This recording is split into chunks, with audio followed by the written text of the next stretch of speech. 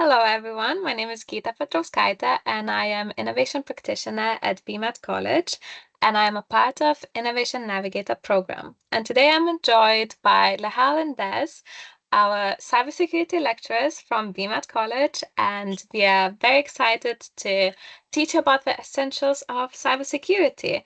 And now we'll hand it over to Lehal. Next slide, please. So today's agenda, we are going to introduce all the participants to the project we're running here at BMAT called the Innovation Navigator. We are going to get to know the basics of cybersecurity, so we are going to do a slight introduction to it.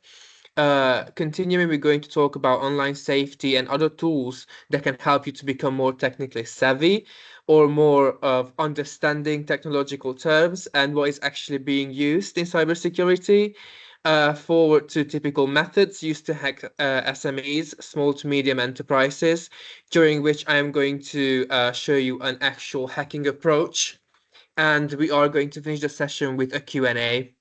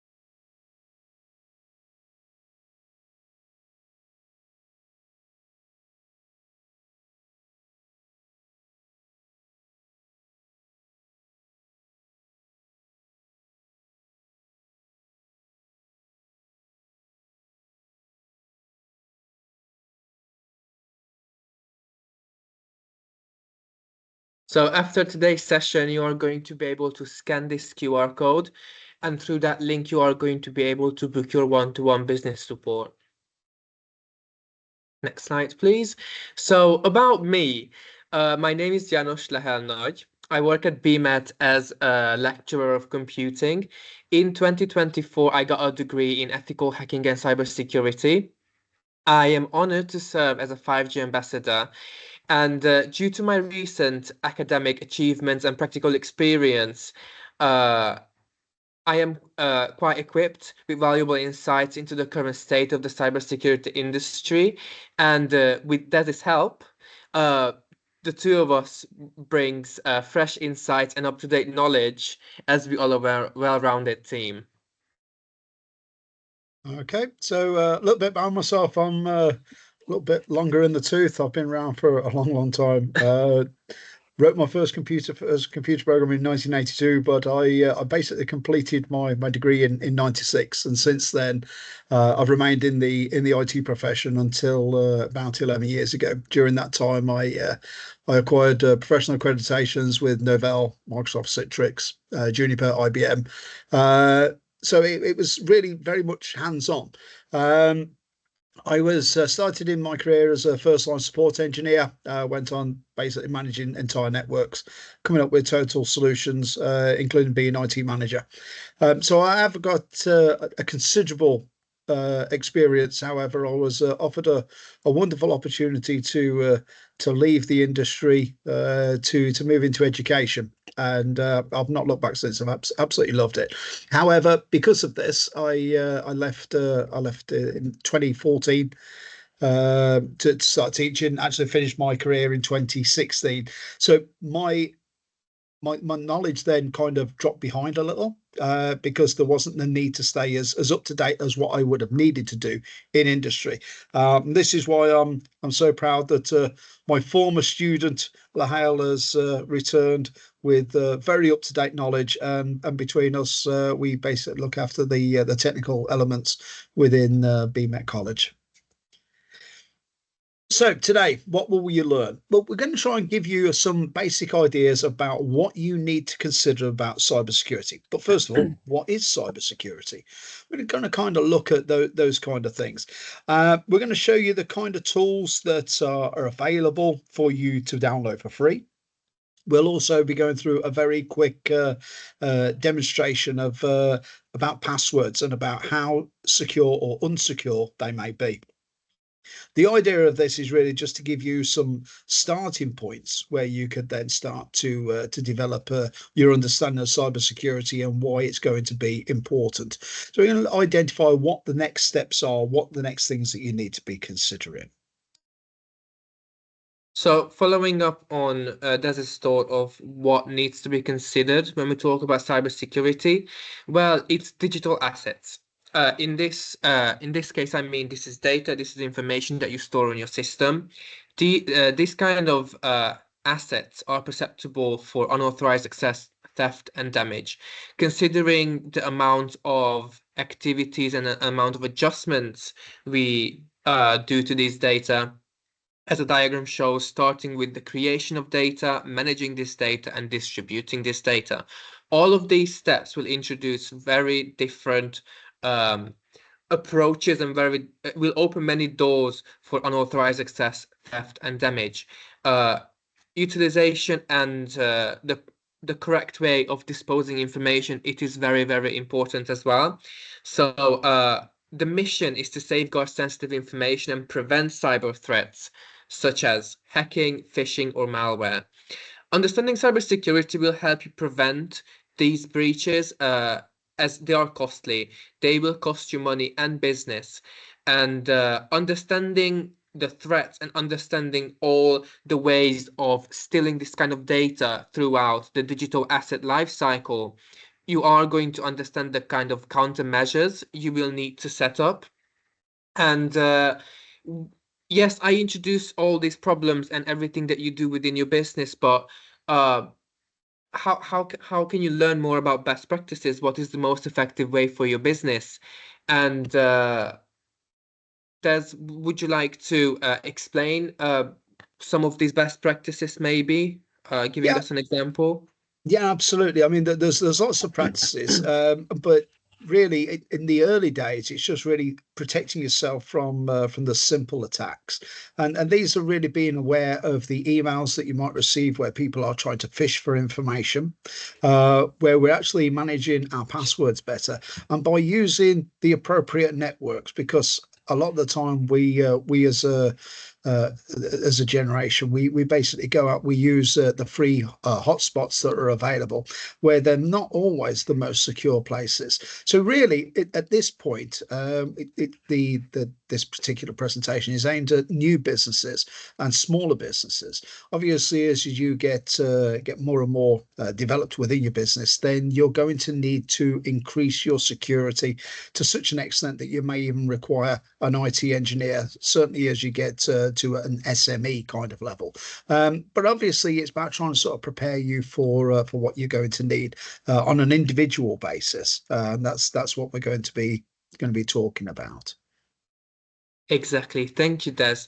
And just following up on a scenario where you manage to grow your business and you manage to expand internationally, for example, by growing your business and by becoming a bigger organization, you are going to be storing more data that might be more sensitive, or it might changes the type of data that you store, and you need to be prepared for its safety. You need to set up the correct countermeasures.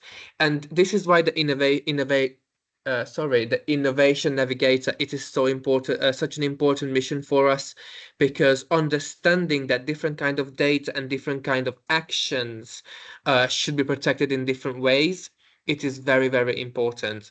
So there are many cases that we might hear in the news, data breach, or I just got a phishing email. These things are being mentioned. However, it could be more beneficial for businesses, and not just for businesses, for individuals actually, to understand what is going on in the background. So what could happen? There's what are the drawbacks, the negative consequences of not doing best practices? Well, if we're looking at just on the personal level, there was someone who was very close to me who basically didn't have a variety of different passwords, and subsequently was hacked on her Facebook account. But because she had the same passwords for her email and everything else, they were able to basically go through her entire contact information, and subsequently was able to take control of her emails, take control of all of her social media, and it was then being used to advertise an approach to basically buying cryptocurrency. And obviously, then she had lots of friends that were then thinking, "Well, hang on, what's going on here?" Some of them initially did think that it was her approach to try and sort of steal the information, because the fake was such a deep fake that even I, as I was basically watching the video, thought, this looks too realistic. And despite I knew that it wasn't real, because the young lady knew nothing about cryptocurrency and how it all worked. So, to sort of put that in, I knew that was definitely a fake. So there's the fact that you could be losing your social media. It could then impact your friendship with some of your circle of friends. To then moving on to businesses, smaller businesses obviously rely on uh, good customer relationships and that kind of stuff. And if people are uh, not safe in their thoughts about what you're actually producing, and the material that you're putting out there, then it can have an impact on what people think. In addition to which, if people then start to interrogate your devices to be able to find out information about suppliers, about customers, that could then basically contravene GDPR, which is a law which covers a very healthy penalty, starting at £70 million, just for even a small business. So these are the kind of things that we need to be really mindful of, even as like a small business. Okay, so what can we do? Well, what we can do, we can basically help to protect ourselves even better. For example, not using a public Wi-Fi. Okay, I'm sure when you've been walking down the streets in the town centre or whatever, you might see Greg's Wi-Fi or McDonald's Wi-Fi or something like that. And sometimes it's just too easy to say, well, actually, I'll use that rather than using my mobile data. Now, the only thing is that when you're actually using one of these Wi-Fi's, we're not always sure that this is really what it claims to be. I could actually sit outside of Greg's or something like that and set up an access point, which really only takes a few moments to do. I can then offer this. Then, as you're walking down the street, you see Greg's Wi-Fi, and you just connect to it, no password. But what it could happen at that point is that I actually have a keylogger. So when you're actually going in, I can then see not only what you're putting in as your username, but what you're putting in as your password. And if I can see that as soon as you then leave my network, I would then be able to then go back into your system, change your password, especially if you've got your email password the same as any other social media, because the first thing it will do is basically ask you, do you could you confirm it's you by receiving this email? Well, if you've got access to that email address, then obviously we've got that problem. There is then obviously cloning SIM cards, which is a lot more difficult, but still certainly possible for would-be uh, criminals that are looking to do this. But yeah, anything else you want to add on to that, Lau? Yes, and okay, when we talk about online safety and we talk about using public networks, it is not just the traffic that's being used throughout on this network. It's all about this data essentially being stored on different places. So as you said, setting up a wireless access point in public and setting up a keylogger, It is just as easy to set up my computer as a server to save everything that is being forwarded through this network. Um, and I think that kind of leads to the fact that we need to be aware of these issues and use that knowledge to do the best practice. So, for example, in order to stay safe online, first of all, you need a safe system. So you would know that updating your system is one of your best practices of staying safe online. Um, Yeah, maybe save things yeah, to a cloud or that kind of thing. yes, exactly. I mean, uh, moving on to actually using this data for illegal things in the upcoming slides, we are going to show you how quick it is actually to guess a password. Yeah. Yeah. Yeah, so going on to onto password management, the best way of basically creating a password is to create some sort of cipher, some sort of way that that you can then remember what the password is going to be. The other thing is then to make sure that we don't have the same passwords for multiple different accesses. So, say for example, you have a Facebook account, you have a Twitter account, you have a an Amazon account, and you have your email account. Is to have a different password for each of those. Now, to have a different password would make it almost impossible to try and remember all the passwords unless you have some kind of system whereby that we could remember the password. So what it could be is maybe if you take the first line of your favorite song, maybe the first line of a book or something like that. And one of my favorite books is The Hobbit, and the first line of that is uh, in a hole lived a hobbit. And I could literally just take that and say that that is my password, and then by adding in maybe Amazon before it, it then makes a different password, and then we can start to use different elements within it. So, say for example, we could say that we're going to change each vowel for the corresponding number of vowel that it is. So, A would be one, E would be two. Um, I would be three, O would be four, U would be five.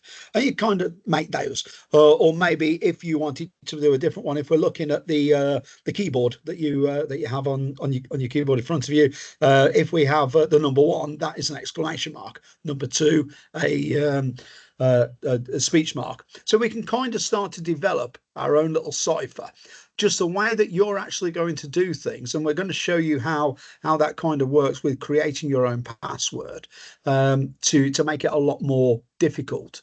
Do you want to talk a little bit about brute force? Yeah, so brute forcing essentially, uh, could we move on to the next slide? Or is there anything else you would No, like no, to no, it's on cover? this one. This one. Yeah, This one.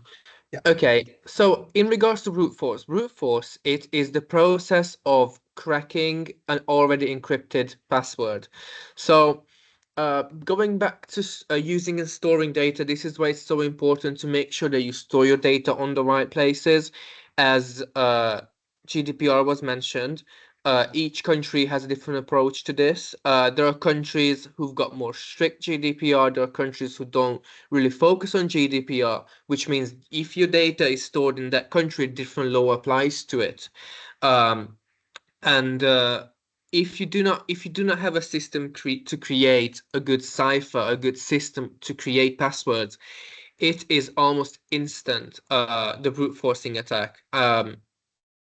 In the better case, a password is stored hashed, so it's stored encrypted on a server. However, this does not mean it's 100% safe. yeah, yeah, absolutely. And then the final point is we need to stay up to date. Okay. Now there's something you may or may have not heard of called zero-day attacks. Okay. And what a zero-day attack is that when we get these updates currently, when you get them through Windows, where you get them through your phone, you're actually given the opportunity to do the updates. Now, what happens is that the different companies, whether that be Apple, whether it be Microsoft, they basically say that you need to produce these, you need to run these updates because it solves these particular problems. Now, because they outline to the general public that these are the problems that they solve. What that means is that anybody that wanted to attack your network, unless you've actually performed the update on that morning that the update has been released, you are totally open to being attacked. And that's why it's called a 0-day attack. And that's why we've got to be careful to make sure that we do the updates as we're given the recommendation to do the updates. However, there are also things for certainly SMEs and larger companies that they need to be more aware of, is that sometimes by doing the update, it renders some parts of the system useless. But if you're using it just as a personal thing, then I would always do the updates the second they become available to try and avoid these 0-day attacks. And again, it would help with your mobile devices as well. Anything else you wanted to add to that? Yes, so as you said, it is correct. You should keep your system updated, but it is also important to understand the process of why would you want to protect your system. And in the case of an SME, you need to educate your employees, you need to educate your business on these different kind of attacks. There are many ways of stealing data, damaging data. And if you're not aware of these issues, you're not going to set up a countermeasure. Which then leads to your data being in danger. Yeah. So the brute force. Before I actually show you how this works, I would like to cover some terminology so my little show will make sense. So a brute force attack is using an automated tool that will try to log into a given system. So the way this works is this tool maybe is given a username, and in this case we would like to guess the password. So passwords, as I said, are stored encrypted, therefore they're hashed. Hash passwords are encrypted to enhance security, making them unreadable to humans and harder for hackers to access. So in a very simple case, this is how your database of usernames and passwords and ACLs would look like. So in this case, we've got the username user1, that's the password, and ACL is your access control list, which determines to which part of the system this given user has access to. So since this is an admin, it's got admin rights, which means the user one has access to the whole system. Now, if we look at the password, it doesn't really make sense to us. However, what would you think if I was to say it takes me less than 1 second to guess the password for this user? So now, if you allow me, I would like to share my screen. Let's just do it this way. Can you see my screen? Yeah. Yes. So this is a program I wrote a few years ago. And to actually show you how quick it is. And I'm also going to show you the difference it makes by adding one character to it. So this is, I'm just going to copy and paste the password from our example and enter it in the program and run it. So the password was 6 zeros and it took me 0.002 seconds to complete. Now, if you were to change one digit in this password and actually make it more complex, if you will see that there is significant increase as this was 0.009. Now I've got other examples to do. I could do which takes roughly 3 minutes or 90 seconds, but I don't think it is needed because this already highlights the significant difference between the time it took my program to crack the password. Now, bear in mind, this is a very simple program, and I am running on a laptop that is not what I would use if I was to hack any system. And the examples are quite simple, but I think it shows the obvious increase in the time that it took me to crack the password. I mean, I've ran this program previously just to test it out, and just a second, and I'm going to show you the outcome. So this was the first hash. It took me 0.009. Second hash took me 0.01, and the third one, which took the most, was 96 seconds. And if you look at the passwords that I am cracking, I'm trying to guess, it is not a big, it is not a significant change, but there is a change in them which affects the longevity of this process. And yeah, I really hope this made sense. We are going to run a Q&A session. If there are any questions in regards to this, we're going to answer them. So, Des, could you please share the presentation? Yeah, I'll just go back in. Could you stop sharing, and then I can perhaps Yes. take over? Yes. I stopped sharing. Oh, yeah, okay, thank you. Right then. So what I'm going to do is I'm going to show you a different one. What I'm going to show you is a password. Okay. So can you all see my word screen now? Yes. Yeah. Okay. So what we can have is, say for example, we're going to have a password of let me in 12, and let's just show the password.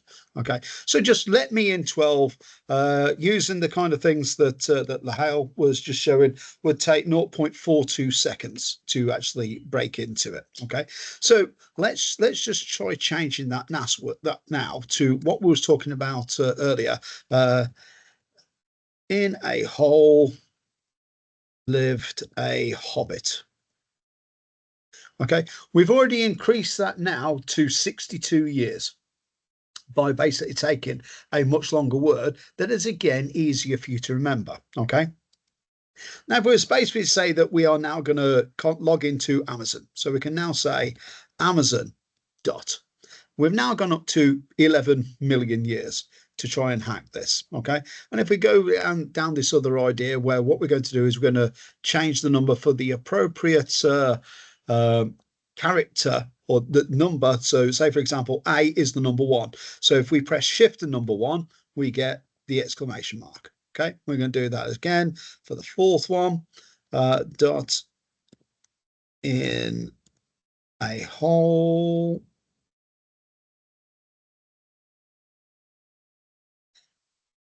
lived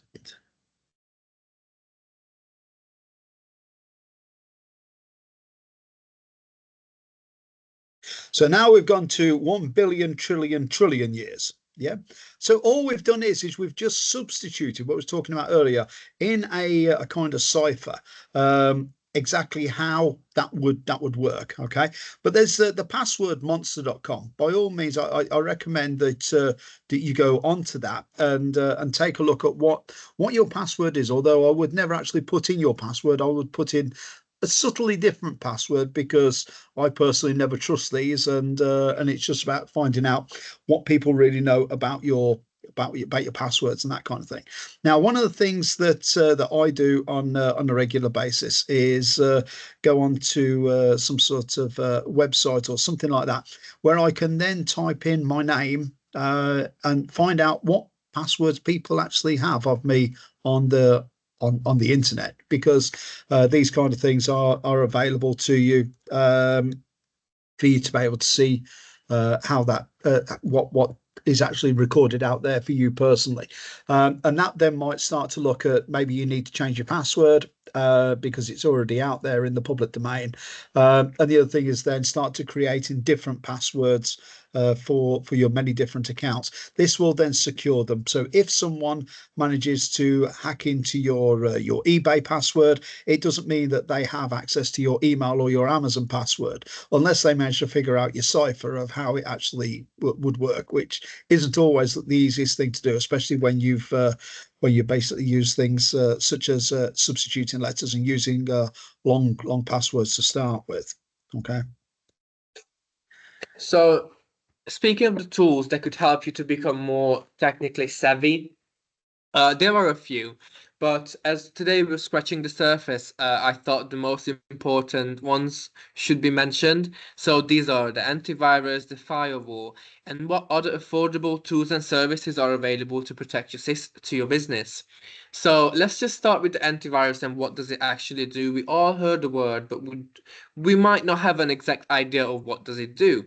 So, an antivirus is a design software that could detect, block, and remove various types of malware. So, malware being infected files. Now, you might ask, why is this important for me? Des, could you answer this question? Why is it important to have an active and up-to-date antivirus? Well, there's over 6,000 viruses created every single month.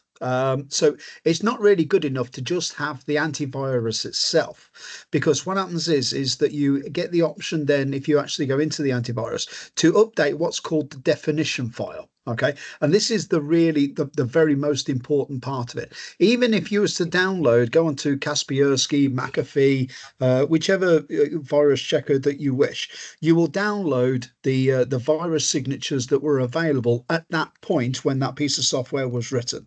Okay, that includes any updates, because the updates for the software are not to be confused with the virus definitions.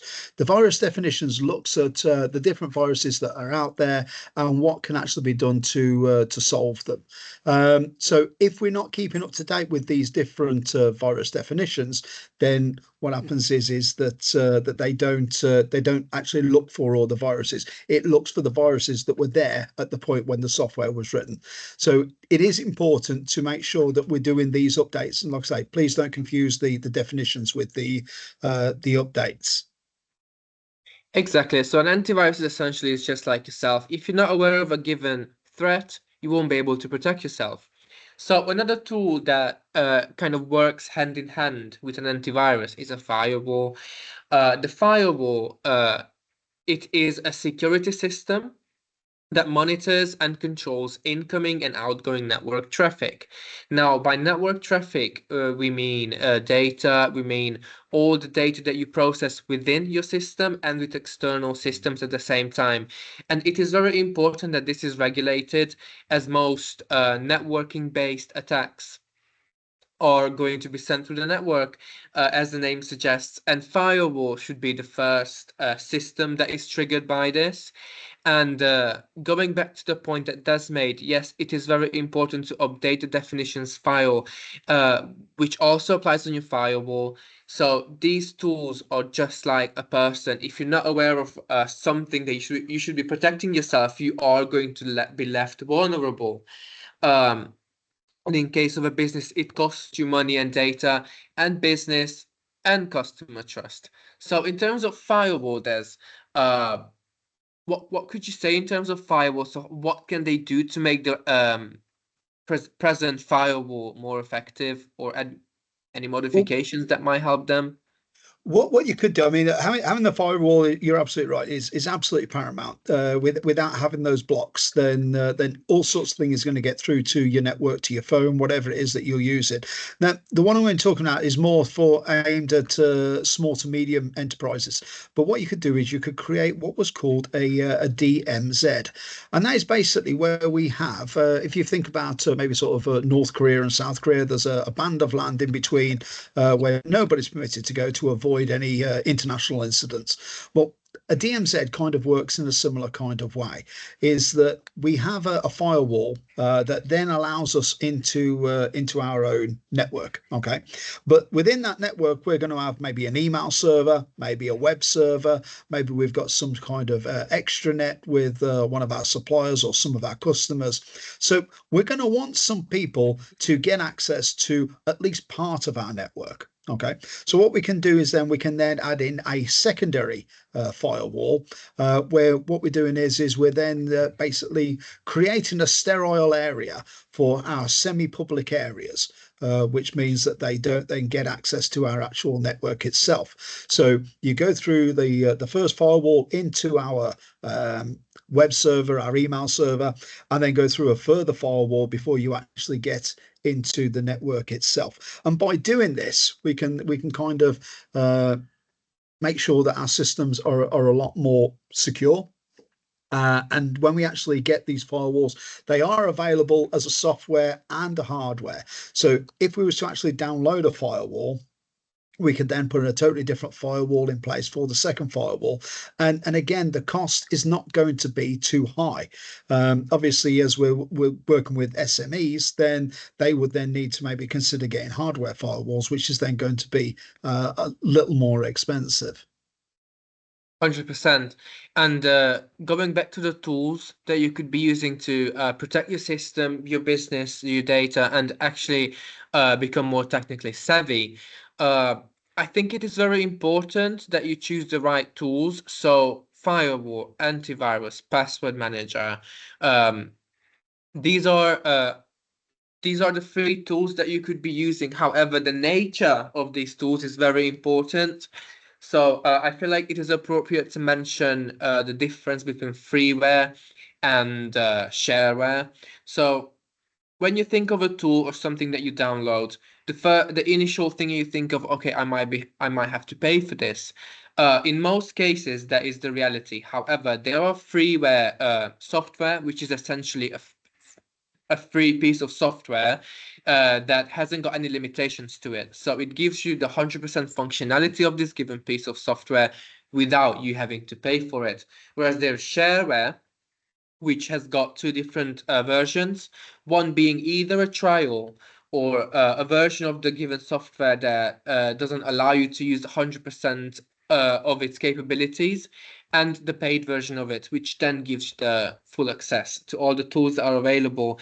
And choosing between the two as a business, it should be considered many factors, such as freeware sometimes might be created by individuals, not certified businesses, and it might contain a malware, it might store your data, it might forward your data, and essentially, if you're not aware of this, what you do is you are going to be using this freeware and not being aware of the possible dangers, and you are giving away your data.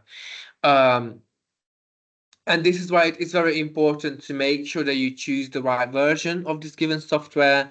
Um, what else could you add to this, Fred? Des, sorry. Well, one of the things that I mean, you just said absolutely perfectly that we need to be careful of the software. But the thing is, it's not always the case that it's the smaller organisations. There was a piece of software called CCleaner that's going back about 3 or 4 years now that basically went through and it basically completely eradicated any software that shouldn't have been on there from your system. So people were downloading CCleaner thinking that this was going to solve the problem. However, CCleaner themselves had actually been hacked, and there'd been a small part of code inserted into their code that basically still gave them more information than what the people that was trying to get the information that they shouldn't have had. So again, we need to be careful of that. I mean, as far as like the shareware is concerned, we certainly, if you are operating as an individual, this is where the benefit of having shareware is, because you still don't have to pay for it. Okay. Whereas a business, you do still have to pay for it. That being said, when say it's a business, if it's a profit-making business, then you have to pay for shareware. If you are a charity, however, shareware is completely free. Okay, so we need to be aware of that. But when we're looking at these different tools, what we need to do is we need to consider about whether it's actually purpose built for what it is that you want it to do. Okay, so say for example, if we use the example of the Swiss Army knife, okay, it has a knife. Is it a knife? Well, yeah, it's a knife. Is it a good knife? Not really. Is it a pair of scissors? Yeah, it's got a pair of scissors. A good pair of scissors? No, not really. Is it a screwdriver? Yeah, it's a screwdriver. Is it a good screwdriver? No, it's not really a good screwdriver. So where a tool that has multiple uses tends to do all of them not as well as if you would buy the individual tools themselves, or at least use the individual tools. Okay, but the point is to not just concentrate on data. Yes, having the data is very important, but we also need to think about communication. Okay, communication is a big part of any business, and that's where we need to consider apps such as WhatsApp, because what happens is that then encrypts the data in the same way that Lahel was showing you earlier about. Basically, we take the word admin, or was it admin or user? I can't remember. But basically put Either it one. into a, yeah, put it into a different format that made it easier for the system to understand, but makes it almost impossible if we was to read it to ever remember it. Okay, So that's what encryption is. It basically puts some kind, it changes the format of the data at source and then sends across the details in a different signal, how to decrypt that information. So that means now that your information is held a lot more securely, whether that be using the data or whether it be going through communication. Okay, so what is phishing? Well, phishing is basically when we're trying to or someone's trying to get information from you by pretending to be somebody else. One of the ones that I've had for quite a number of years now is ones from Experian, basically saying that someone's tried to get a loan in my name. Please click on this link and log in to see the details of it. Okay, and this is where we need to be a bit more careful, because if we receive an email that we weren't expecting, we need to validate, first of all, where this email came from. And sometimes they can appear quite convincing. The ones from Experian, for example, could have I don't know, no reply at alerts.experian.co.uk. So that's not experian.co.uk. It's alerts.experian.co.uk, which is a completely different area that has been bought, a different URL that's been bought. Okay, domain, I should say. So what we're doing is we're actually logging onto their server, which they've made it look exactly the same as the Experian server. So we see no different. We go in there, we type in our username, we type in our password, and there you go. They now have your username and password. So they can literally just put something up there, and you say, okay, yeah, cancel this. And you then leave the website. They then log into Experian's website and get all of your financial details and be able to make loans in your name, get credit cards in your name, change the address and that kind of stuff. So yeah, there's all sorts of things that they can do. Is anything else you want to add about phishing there, Lau? The example that you were talking about, changing the email address of the incoming, double checking the email address to see where did you get this email from. It is a very, very simple example, and I think you would agree. It is one of the cases where it's easy to actually notice that, oh, this is not a genuine email. And for SMEs, it is very important to focus on the fact that as you grow your business, you've got a bigger outreach in the industry, and these kind of attacks will become more advanced. So as you grow your business, as you put your foot down in the industry, these kind of attacks are going to change. So the level of complexity will change, and they will reach a level where you are going to realize that you've become a victim of phishing, and now it's too late. Um, yeah, that's all. Thank you, Des. Okay, excuse me. Let's say that phishing is also becoming a lot more subtle as well. I Yes. received a text just the other day saying, "Dad, I've lost my phone. This is my new number." Fortunately, so I've got my brother to send you this. Yeah, but unfortunately, the message that come through wasn't from my son's phone number either. You know, but I again, it's experience that helps you to spot these phishing attempts where they're trying to get information from you. And sometimes you get advanced persistent threats. And what this is basically where they are maintaining their attack or their attempt to attack you, either because they believe that you offer some kind of benefit to them, whether they've got a suspicion that you've got plenty of funds that they could utilize, whether there's some of the contacts. Again, certainly when we look about governments, for example, the threats get more and more pronounced the more benefits there are.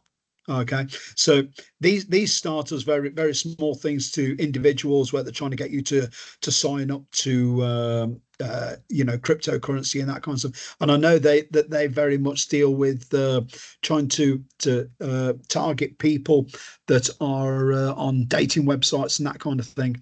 And what they do is they basically work with them for 4 or 5 days to try and get their trust before ultimately saying that maybe you ought to consider doing investments into this and that, and that's where they're doing. They're basically continuing to go into that when they're looking at social engineering. Do you want to talk a bit about social engineering? Social engineering, I would call it an art. It is a very, very interesting skill to have. So essentially, when you social engineer information out of someone, you find that your main mission is to find out something about a given topic without them actually realizing that they're giving away this kind of information to you. So I would say it is an art, and this is another thing that employees and SME owners should be aware of, as we humans, we rely on human interaction. We appreciate human interaction, although it is very easy to communicate online. And now that most of the interactions we actually do are online, people do appreciate a face-to-face conversation, and this is how we build trust as well. Now, giving trust to given individuals, it should be a longer process. You should be able to allow yourself time to actually trust a person before having a given conversation. But this is something, again, we would cover in the future during our one-to-one business support. Um, and yeah, thank you, Des. Back to Okay. you. But yeah, so it's also about thinking about security questions, and the thing Exactly. is, again, when we have security questions, it's very easy to find out what the answers of those really are. Say, for example, if I had access to anybody's social media, I could find out the name of their pet. I could find out the name of their mother. From the name of their mother, I could find out her maiden name by looking at maybe if she had a brother. Yeah. So it's very easy to find out. And about, school, again, there's lots of things on Facebook where it's like where you talk to different people that you was at school with. So it's very easy to quickly find out what schools people went to. So whenever I'm completing in these questionnaires, what I would do is, or security questions, excuse me, what I would do is I would find an alternative answer. So, say for example, my mother's name might have been Hamilton. Okay, I'm just picking that because I'm a massive Formula One fan. So I wouldn't put in Hamilton. I'd put in Verstappen because Verstappen is someone that I would automatically relate to with Hamilton. Yes, if I say like the name of my first dog was, I don't know, Zappa. Yes, I would say maybe torch or something, something that would then be, or maybe I don't know, lighter or something like that, something that would actually relate to that word. Okay. So when I actually put in the security questions, you can't change your past, you can't change your history, you can't change your background. But what you need to do is you need to make sure that your security questions that you ask, that you give, is not the actual security answer. That way, then, if someone clicks in and says, "Right, I forgot my password," and they know enough about your background, your history, they'll be able to convince the system that they are you and that your request to change your password is a legitimate one. Okay, and what we've got to do is we've got to make sure that everybody is trained. Okay, try and think about it this way: if you've got 4 people within your organization and one of those don't understand about security, okay, and they go on to public networks, they don't have appropriate passwords, they put in easy questions to guess with their security questions, then they can then be compromised. And if they are compromised within your organization, you as an organization are compromised. Okay. You're only as secure as your weakest link. So you need to train everybody on passwords, on the use of public hotspots, that kind of stuff, just to make sure that that they are equally ready as well. Anything else you want to add on to that, Lehal? Um,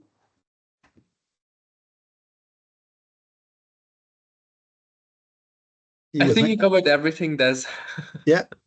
Yeah, I mean, there is more that you can do. I mean, there's that we can try and sort of learn more. We can go on to there's plenty of YouTube courses. There's obviously now the business innovation that we can basically try and provide support for smaller companies. But as time goes on, as your organization gets bigger and bigger, ultimately you're going to need to have someone, an IT professional, come in to actually manage your IT infrastructure. Obviously, in the early days, it's not economically viable, and B, there's not really that need for it. But as we start to get more and more bigger, then we need to start thinking about other things such as your wireless access points and that kind of stuff. So if you look at your wireless access point at home, I'm sure you'll be able to access that from your driveway. Maybe you might be able to access it from the road. So that means that unless your wireless access point is secure at home, that then means that anybody can park outside your house, get onto your network, and effectively they're onto your network. Um, Whereas if you limit where your network goes out to, then it can make you a lot more secure. And this is one of the things that I've pointed out to several businesses over the years, where they have wonderful security in making sure that people can't get into the building, that they've got coded locks, they've got everything that they need, security guards, alarm systems. But the trouble is they allow for their signal to be received from the car park. So what was the point in putting all that security in place? Because I can access your network without even setting foot into the building. And it's things like that which is then going to be the next phase to try and sort of make sure that you're secure. But I think from what we've been through today, where we talked about being aware of phishing emails and phishing texts, being more aware of what virus checkers are, and making sure we've got the appropriate tools, and making sure that we've got a better password system than what we've had previously, will be the first steps, certainly, to being a lot more secure as individuals and as smaller organizations. Anything else, Todd? Yeah, we okay with that? Yes. Yeah, okay. Right. I do believe. Yes. So, if you would like to provide us feedback, we would appreciate that. Uh, Let us know how we did today. And if you're interested in booking a one-to-one business support with us. Next slide, please. If there are any questions, feel free to enable your mic and speak, or you can even drop us a message in the chat so we can answer them. Actually, I have a question. Okay. Okay. So this is just like more from like personal user view. So I'm using Apple, and for example, now when I'm creating like a new account on any website or anywhere, it automatically suggests like use strong password, and it suggests like some sort of strong password. So I've been using that, but then it's also like saves those passwords somewhere on the phone and the system. So I just want to see your thoughts on that. Okay, so that's a very good question, Geeta. But I think in order to actually understand if that password is actually safe to use or is being stored safely, uh, we should think of the process that takes place to create that password. So, please correct me if I'm wrong, but the latest version of Siri for iPhone came out with the AI technology embedded into it, Yeah. which is called the Apple Intelligence. So the way this works is, in order for Apple to increase security, they decided we are going to provide the latest version of Siri, and it's going to run on your phone. So whenever you ask something from your phone, it doesn't send it over to the servers. It's actually being processed on your phone. Mm-hmm. That way, they keep the data on your phone. And this is the same thing for the passwords. They're being created locally and they are being stored in within your phone. But now this comes down to the question if you trust Apple enough with this or not. The other thing is as well, all that information is held encrypted. So Yes. it's not a case of someone can just basically hack into your phone and try and say, oh, maybe steal your phone, because unless they've actually got your access rights, you know, your fingerprint or whatever, then they still can't get into your phone. However, if you accept one of these phishing calls or phishing emails, where you are giving them remote control to your device at that point is unlocked and therefore unencrypted. Okay. So if you give someone remote access to your phone, you're giving them the full list of your passwords. 100%. Okay. And think of it, if you think of it how iPhones work, so after the second try of Face ID attempt, it's going to ask for your password. And if you're Yeah. in public, mindlessly, you're going to type in your PIN. And if it's an easy one like 4 zeros, by someone simply looking at your phone and they find out your password is 000, they don't just get access to your photos, but they also get access to your passwords app, which is where you store all of your Yeah. passwords. Mm. And this is Yeah. again something that we talked about today. Why is it important to have a system to create different passwords? But yeah, that was a great question, actually.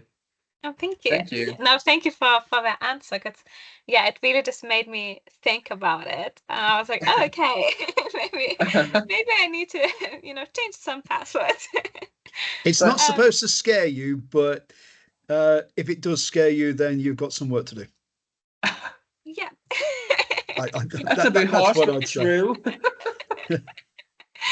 I mean, Yeah, the thing is, not everyone's going to have the passwords that we was talking about, you know, where it's like 14 billion trillion years. I've tried to give my mom some guidance on what she needs to do for her password, and to break into her password, I think it takes something like 120 years. She's got nothing to worry about. She's not going to be worried about the passwords in 120 years, you know. So again, it's just sort of being more and more educated is going to yeah. help you. Yeah. Yeah, no, that's This is the really ultimate useful. power. Thank you for that. Yeah. And also, in terms of like updating systems, I think especially as like iPhone user, I have like iPhone 12, which is like a bit like older version now. And I kept hearing like, oh no, don't update it with the newest iOS update because it's gonna slow down your phone. And now obviously from what you said, it's very important to keep updating it. So I just thought of, yeah, I wanted to see your views on that as Not well. entirely. I mean, if you've got iOS 12, I think iOS 15's out right now, isn't it? I Um, was 18, that's out. 18 is it? Wow, I'm so out of date. Yeah. But the thing is for each of these different operating systems, there are updates for those individually. So Mhm. so long as Apple still support iOS 12, yeah, and you have the latest updates, you don't need to go on to iOS 18. Okay, it's just Yeah. making sure you've got the appropriate version. Now, Windows 10 is due to be stop being supported from October next year. So I wouldn't recommend any business being on Windows 10, or anyone that's serious about the security individually, to be on Windows 10 beyond October next year, because Microsoft won't provide any updates. Okay. So it's about making sure you're on the right version. And just because there is a new version of that operating system out doesn't mean that the older operating systems aren't being supported. Okay. Mhm. So it's a case of looking at whether they're actually being supported at this point. Oh, thank you. 100%. And adding up to that, that is something Apple is famous for. Because please correct me if I'm wrong, but the iPhone 6s was supported 8 consecutive years. That meant they not provide the next generation of iOS, but they are still supporting the one that is still Mhm. available for that given phone. And going back to your question, that Apple slows down iPhones. This is a very common thing that I hear, and not just iPhones, computers. I hear Yeah. this about TVs, I hear about even fridges, smart fridges are being updated. And not the vendor will never slow down your phone, but think of something that you bought 3 years ago and how fast technology advances. The hardware is not going to support the newer features as it would 3 years ago. But Mhm. that's because the cyber industry works so fast. Yeah. So And Yeah. this fast. is what I said about, the fact that I've been out of industry now, almost 11 years now, that I'm a dinosaur, because the industry moves so colossally quick. And that was a biggest part of my challenge as an IT engineer, is keeping up to date. And if we're looking at how things are in reality, I had a former student that now works at Amazon, and deal with cybersecurity. And their first job for the first 2 hours of every day is to read the news, because things just move that fast. That Yeah, they're no, reading that's news to crazy. find what's going on, you know. But because this is the way that the world works, Mhm. the IT element of it is moving so colossally quick, and with the advent of AI, it's only going to get faster. Exactly. Yeah, thank you so much. Yeah, I Amazing. think that's really useful. So I guess like we probably don't have any more questions. Um, and yeah, thank you so much both for this session. And I will pause the recording now. And yeah, but thank you so much. Thank you.